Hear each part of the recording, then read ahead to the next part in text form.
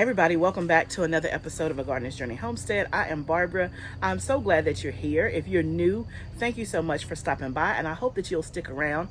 Today I'm in the tunnel and I'm talking about herbs. And so I'm kind of repotting some of my herbs, putting them into bigger pots. I'm going to tell you why I'm doing that. And then I'm also going to be removing some herbs from one of my beds and putting it somewhere else. So today is all about herbs and getting them in position where I want them. And I would like to take you along the journey with me. And if you're a faithful follower, thank you again for being here. So for those that are new, I am in Tennessee. I'm in zone 7A. My estimated last frost date was April the 20th.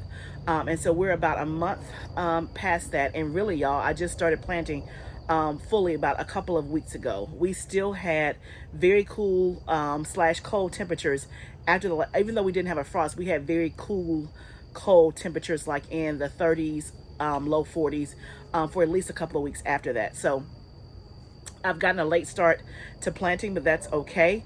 I still have plenty more to do, but today I want to focus on the herbs and get those in position where I need them to be. So let me go grab my stuff and we'll get to it. So let's talk a little bit about herbs and why I'm doing what I'm doing. So there are herbs that are called invasive, and that means those herbs have very long roots. They grow roots everywhere, and once you put them in a space, it is hard to get rid of it. It spreads throughout and it just really takes over. Now, as a new gardener, especially when I first started gardening 3 years ago, I had no idea what invasive meant. I had no idea that there were herbs or food that did that. And so I remember my first summer gardening, it was in April 2020, I had put some mint in a bed, and I read it somewhere that mint was invasive, and I was like, oh, what does that mean? And then I read all these comments. I don't know if it was a YouTube video or an article, but it was saying that you want to put mint in a container. Now, I had just planted the mint like maybe, I don't know, a week prior. So I went out there, immediately pulled it up and put it in a pot, and it died. That was like my first, one of my first gardening experiences, right? Now, why it died, it was in a container on the back part of my house, like in a pot, and I never watered it. I didn't even pay attention to it anymore because I was so focused on getting my raised beds together in a brand new garden. Anyway, fast forward. And so there are certain herbs. I love to plant herbs. I love to cook with them. And I also use them in the garden as pollinators to make things smell good, the whole nine, right? But there are certain herbs that are invasive, meaning you only want to put them in a container. And I was on a Facebook gardening group the other day, and somebody put a post in there and just says, I can't get rid of my mint. And it was like, I don't know, 150 comments, and everybody was saying the same thing. And my heart just went out to her because I know how it feels to not know, and to put something in a raised bed or in a garden. You're like, oh my goodness, I like it, but I don't love it that much, and I want to get rid of it. And mint is one of those things that it is very invasive, but there's also other things. So I had another experience last year. I planted some lemongrass in a raised bed, and it was a plant start that I got from a nursery. I love the way lemongrass smells. I thought I was going to use it and preserve it and put it in some Thai dishes and all that, right? It grew super fast, and I decided, man, it's really growing really fast. And in that bed, I had a whole bunch of other herbs. So I had lemongrass, and then I also had basil, I had parsley, and I want to say maybe some thyme or whatever. Well, in that raised bed, the lemongrass was like in a corner, and then before I knew it, it had taken up at least half of one side.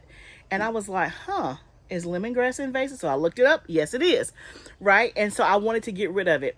Y'all, this is just in one season, and the season wasn't even over. I maybe had it in the ground, maybe, I don't know, 2 months, I don't know. But anyway, it took a lot to get that lemongrass out. Like my husband, he had to put some muscle grease on it, a hoe, and it, like he literally had to pull it up by the root. I couldn't even pull it up. And it took him, he's a strong man. It took him some muscle power to get it up. And when he pulled it out, it was this massive root that had taken root and grown in like a couple of months, right? So I learned my lesson yet again. So when it comes to herbs, the first thing I'm going to do is that I have some oregano in one of my circular raised beds. And I grew oregano last year, and it did okay, but it didn't take over.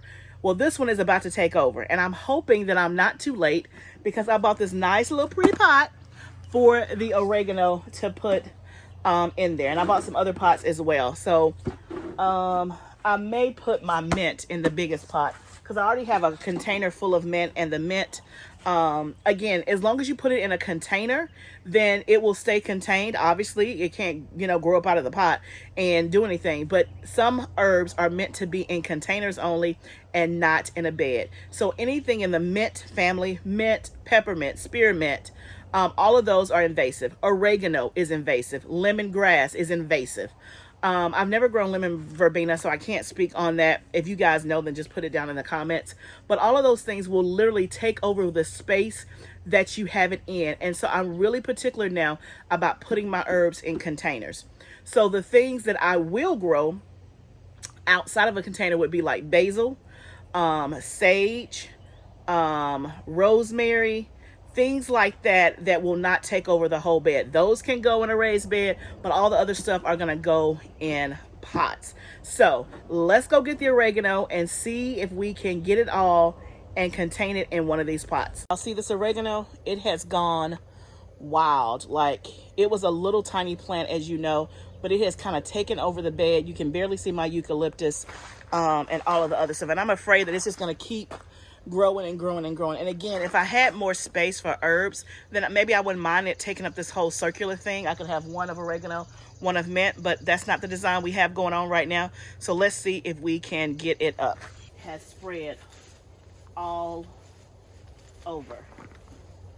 So let's first see if we can just find out where it begins and in. Oh, let's see. Okay. Look at this, y'all. That's a lot of oregano. That is a lot of oregano. Let's see.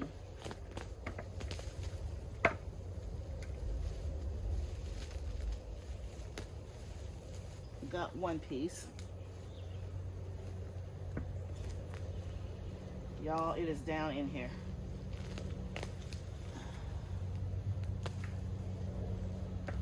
Now, if I happen to lose this, I'd be concerned, but I'm not going to be overly concerned because I have more that's already in some pots.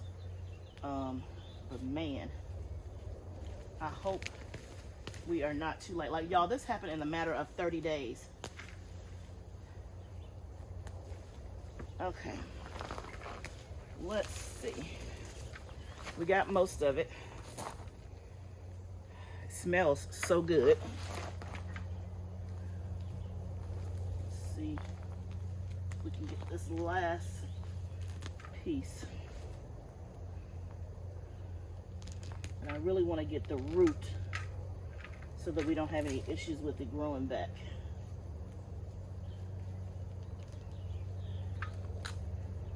Then I want to plant some basil in here.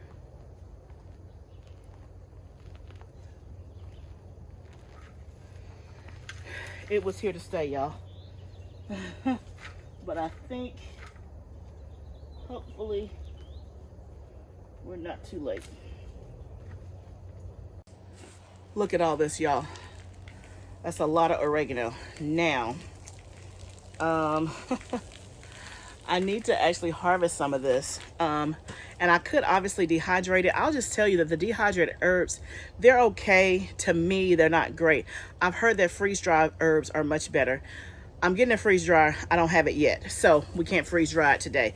So we're gonna try to put this in a pot and see if we can get it back going, so to speak. But I'll tell you, if for some reason I can't, I'm not going to be that disappointed because I do have some more oregano. So this is my first time doing this, so we're going to do it together. I think I'm going to save my biggest pot for my mint. And we're going to put this in this pot, this size pot here. Yeah.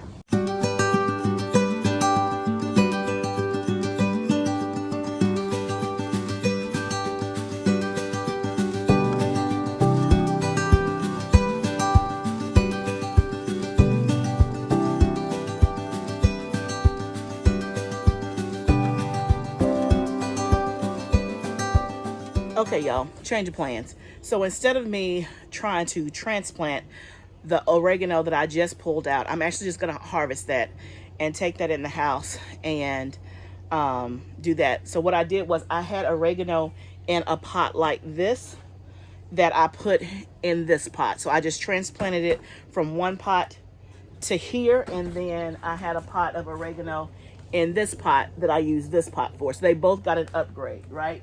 So now we have 2 things of oregano in containers, and I'm thinking that should be enough oregano. So we'll water that in, and we got that part done. The other stuff, I'm just gonna harvest it and take in the house and use it as is. I may still end up dehydrating it because I don't have my freeze dryer yet.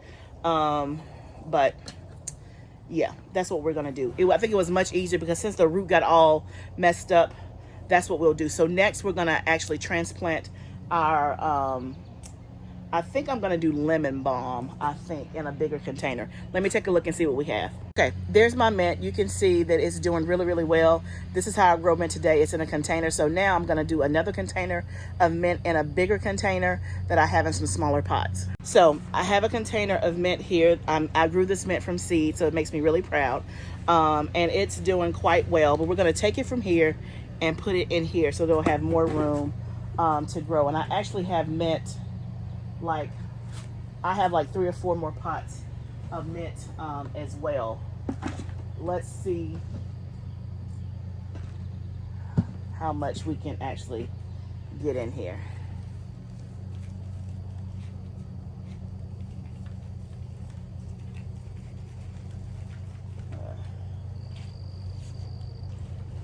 Here we go.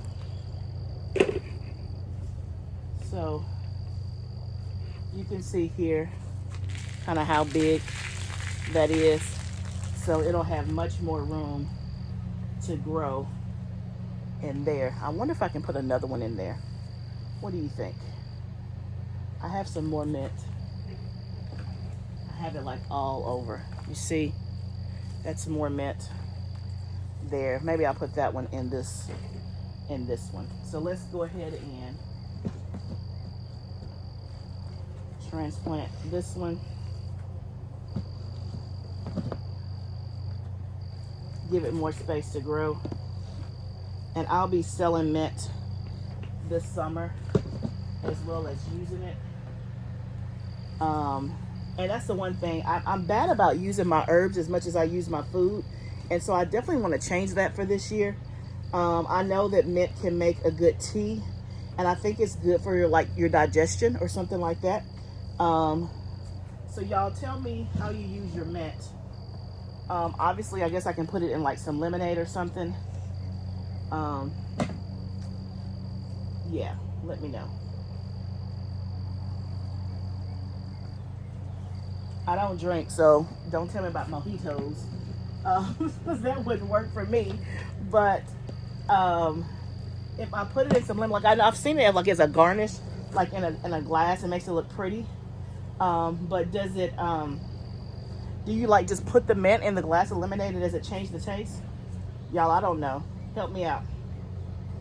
Help me out. Okay, a little bit more.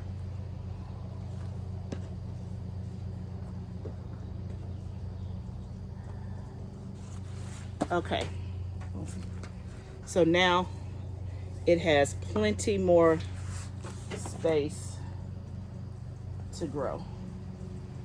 Plenty more space. So we'll put that over here.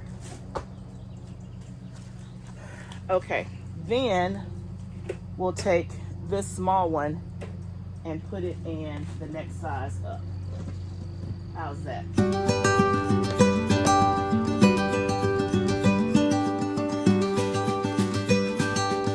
Okay, so I transplanted 2 mints into bigger containers, and so before I transplant anything else, let's go shopping, so to speak, in our little nursery, in our own tunnel, and let's see what we want to put in the herb container with the other stuff that's in there. So let's see what we have. I know that I want to put some basil in there. So I got Thai basil, I got Genovese basil. I have lemon basil. I have all kinds of basil. So I don't want to put some basil in there. Oh, here's my lemon thyme. Oh, it smells so good. And then I have some sage as well that I think I want to put in there. So let me grab some stuff and I'll meet you over at the herb garden. Okay, guys, I grabbed some more eucalyptus and I have 3 basil, 1 Genovese, and then 2 lemon basil. What I already have in the bed is lavender, sage, and eucalyptus. So I think this will pair nicely.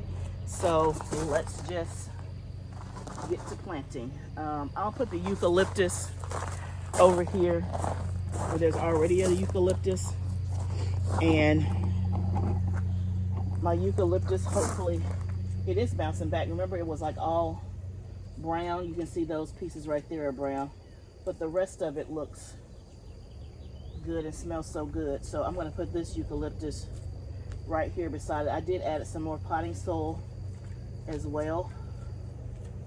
Hopefully the oregano doesn't try to grow back.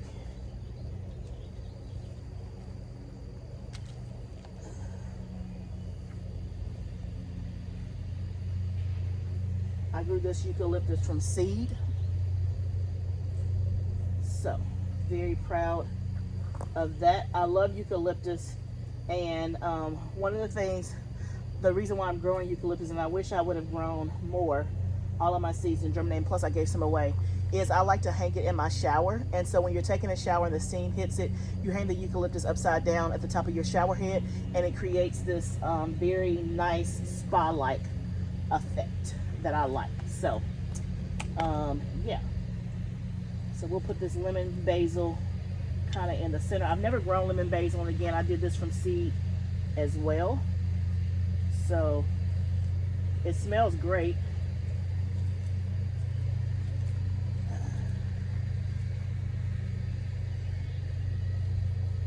Smells great. So I'm sure it's going to be great. Let me know if you've grown it before, and if you use it for cooking, or do you and if so, what do you put it in, or are you just growing it for the garden and the smell?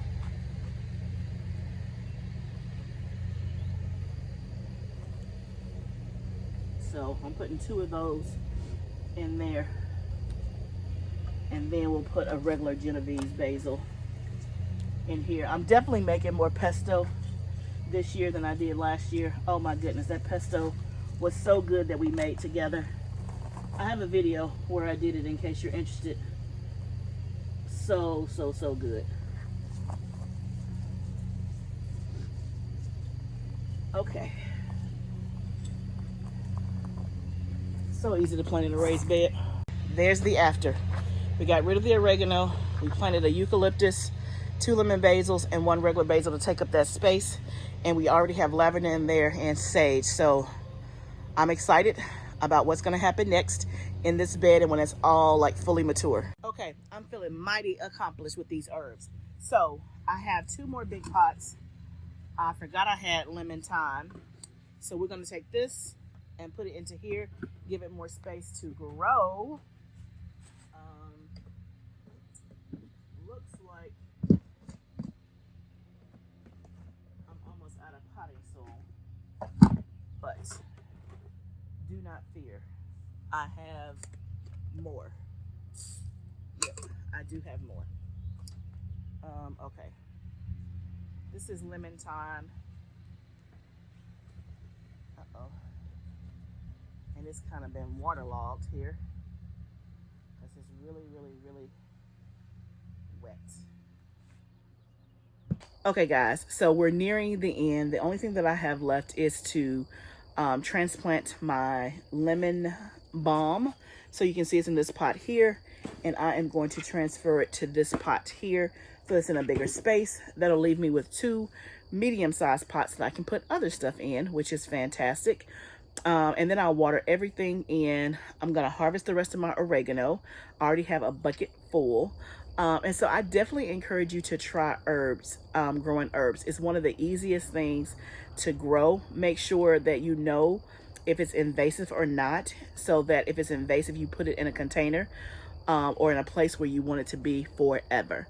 But some of the easiest herbs I think are basil. Basil loves heat, so if you're in a climate like me that gets a lot of heat in the summertime, basil is a great one.